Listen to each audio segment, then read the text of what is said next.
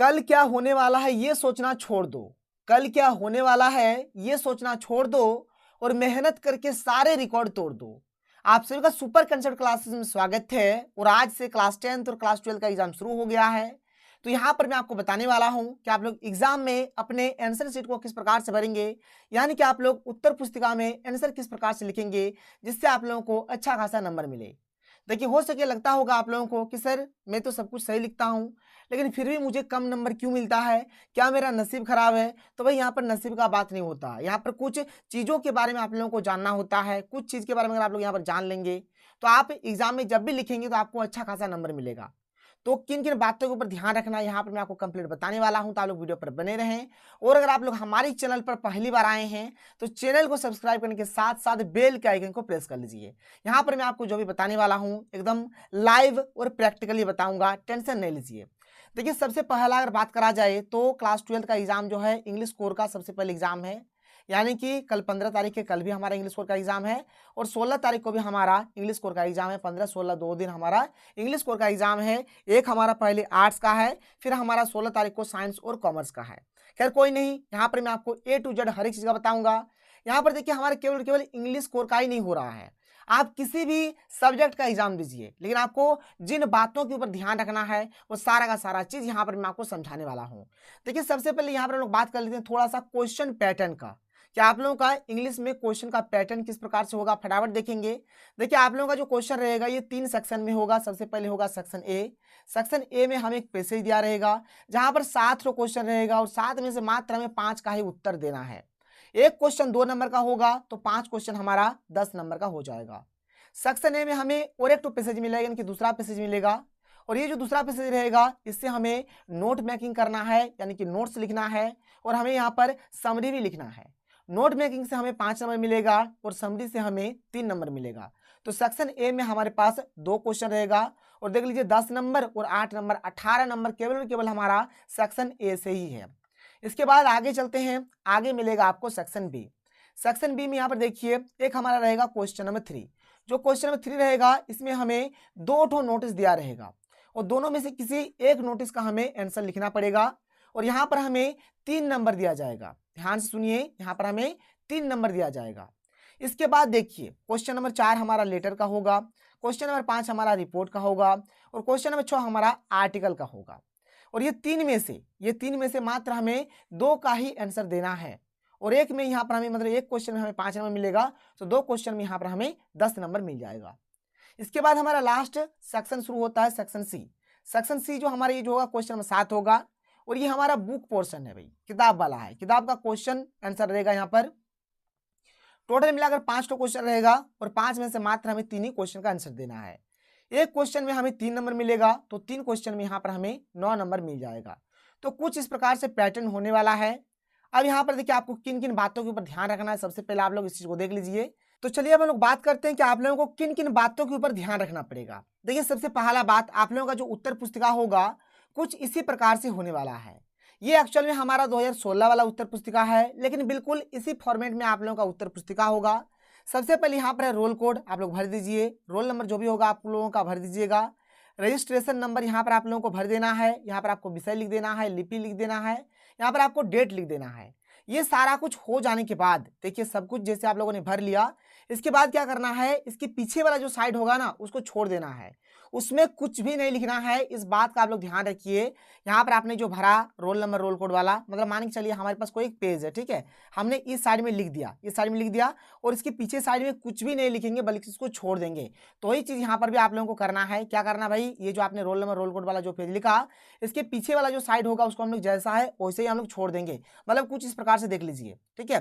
इसके बाद ये तो हमारा फर्स्ट पेज हो गया। इसके बाद ये वाला जो पेज होगा ना, ये वाला जो सेकंड पेज होगा हमारा, देख लीजिए यहाँ पर सेकंड लिखा भी हुआ होगा, देख लीजिए 2 नंबर यहाँ पर लिखा है। इस पेज को हमें एकदम छोड़ देना है, इस पे कुछ भी नहीं करना है, इस पे लिखना ही नहीं है। ये पेज छोड़ देने के बाद अब हम लोग आगे आंसर लिखना शुरू करेंगे, लेकिन इससे पहले हमें कुछ और बातों का ध्यान रखना पड़ेगा जो आपके लिए बहुत ही ज्यादा इंपॉर्टेंट है।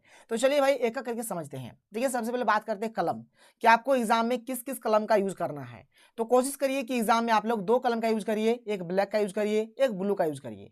जो ब्लैक कलम रहेगा उससे आप लोग क्या करिए, हेडिंग लिखिए। जैसे मान के चलिए हमें सेक्शन लिखना है, जैसे सेक्शन ए लिखना है तो सेक्शन ए को हम लोग क्या करेंगे, यहाँ पर काला कलम से लिख देंगे।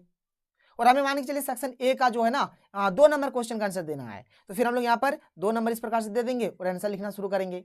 तो आप लोग क्या करिए भाई, ब्लैक जो कलम रहेगा आपका, इसका यूज हेडिंग बनाने के लिए करिए, और ब्लू कलम का यूज क्या करिए, पूरा आंसर लिखने के लिए करिए। ब्लू कलम का यूज पूरे आंसर लिखने को करिए यहाँ पर, और ब्लैक पेन का यूज आप लोग केवल केवल हेडिंग बनाने में करिए। ये बात हो गया। अब देखिए ध्यान से, आप लोग किसी भी सब्जेक्ट का एग्जाम दे रहे होंगे, कोई दिक्कत नहीं है, चाहे आप हिंदी का दीजिए, इंग्लिश का दीजिए, हिस्ट्री पॉलिटी किसी का भी दीजिए।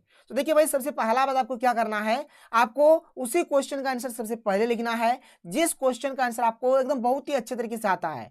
ये देखिए होता है कि स्टार्टिंग अगर अच्छा होगा ना तो पूरा पारी अच्छा चलता है, तो आपको स्टार्टिंग अच्छा देना है, क्योंकि जब कोई भी टीचर कॉपी चेक करते हैं तो शुरुआती दौर पर उसका मूड बड़ी अच्छा होता है। हो सके आपका 2-4 पेज बहुत ही एकदम अच्छे से चाव से पढ़ेगा, देखेगा। अगर उसी टाइम अगर आप लोग खराब लिख देंगे तो आपका काम तमाम हो जाएगा, आपको अच्छा खासा नंबर नहीं मिलेगा। तो कोशिश क्या करिए, आप स्टार्टिंग का जो 1-2 क्वेश्चन लिखेंगे उसको एकदम बेहतरीन तरीके से, बेहतरीन ढंग से लिखिए, जिससे आप लोगों को उसमें अच्छा खासा नंबर मिल जाए। और आपको भाई उसी क्वेश्चन का आंसर सबसे पहले लिखना है जिस क्वेश्चन का आंसर आपको एकदम बहुत ही अच्छे तरीके से आता है। तो दूसरा काम हमें वही करना है कि जिसका आंसर अच्छे से पता हो उसका आंसर सबसे पहले लिखो। ये बात हो गया। अब देखिए, अब यहाँ पर ध्यान सुनिएगा, जैसे आपको क्वेश्चन अलग से मिलेगा और आंसर शीट आप लोगों को, यानी कि उत्तर पुस्तिका आप लोगों को अलग से मिलेगा।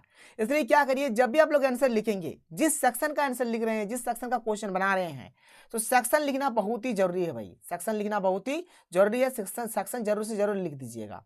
सेक्शन लिखने के साथ साथ भाई आप लोगों को क्वेश्चन का नंबर भी देना बहुत जरूरी है। क्वेश्चन का जो नंबर होगा, जैसे मान के चलिए हम लोग क्वेश्चन नंबर 1 का 3 बना रहे हैं, तो 1 का 3 हमें देंगे, यहाँ पर देना बहुत जरूरी है।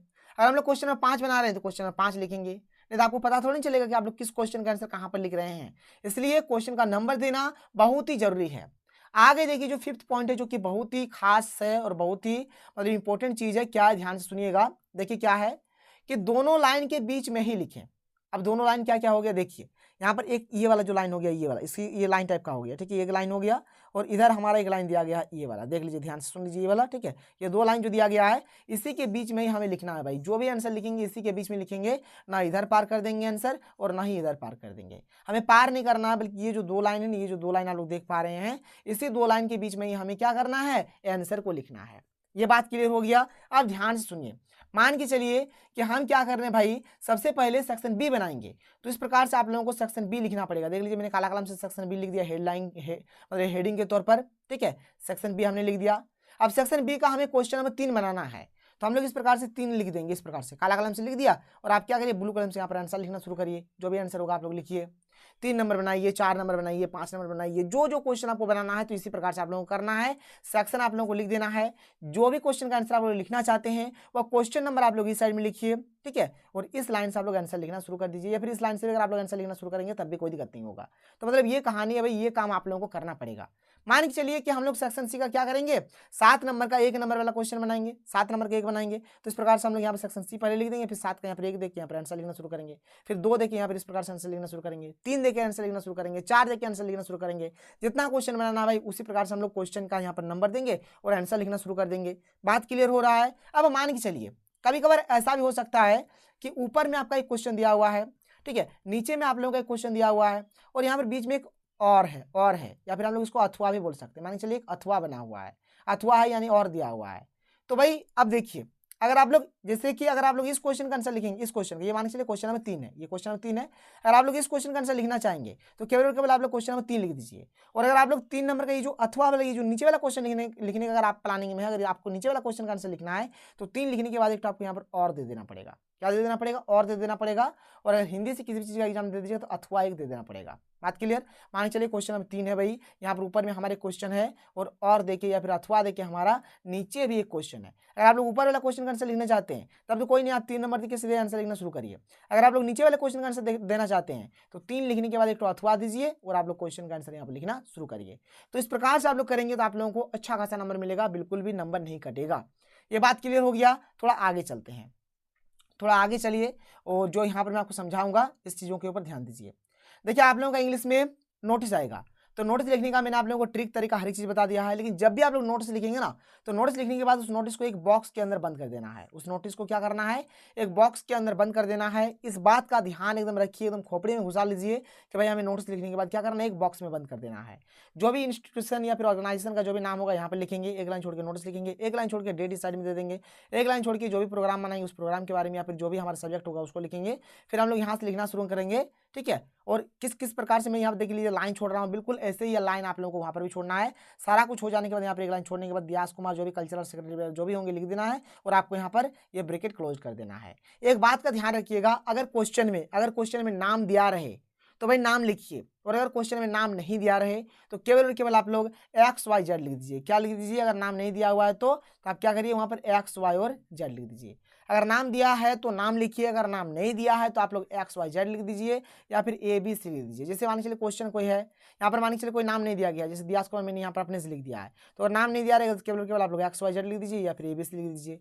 तो नाम अगर दिया रहे तो नाम लिखिए, और अगर नहीं दिया हुआ है तो आप लोग यहाँ पर XYZ या फिर ABC लिख दीजिए। अभी मैं आप लोगों को समझा दूंगा, एकदम लाइव दिखा दूंगा कि एक्चुअल में कैसे क्या होता है। और नोट्स लिखने के बाद एक आपको बॉक्स में इसको बंद कर देना है। ये बात क्लियर हो गया। अब देखिए लेटर जब भी लिखेंगे तो अपना पता यहाँ पर हम लोग सबसे पहले लिखेंगे, एक लाइन छोड़ के लिखेंगे यहाँ पर डेट, और यहाँ पर एक लाइन छोड़ के लिखेंगे जिसको भेजना है उसका पता। इस प्रकार से आप लोगों को करना है। फिर एक लाइन छोड़ने के बाद सब्जेक्ट लिखना है, फिर एक लाइन छोड़ने के बाद सर लिख के हमारा जो भी लेटर होगा भाई लेटर को आगे हम लोग इस प्रकार से पूरा करेंगे। इस प्रकार से हम लोग इसको पूरा करेंगे।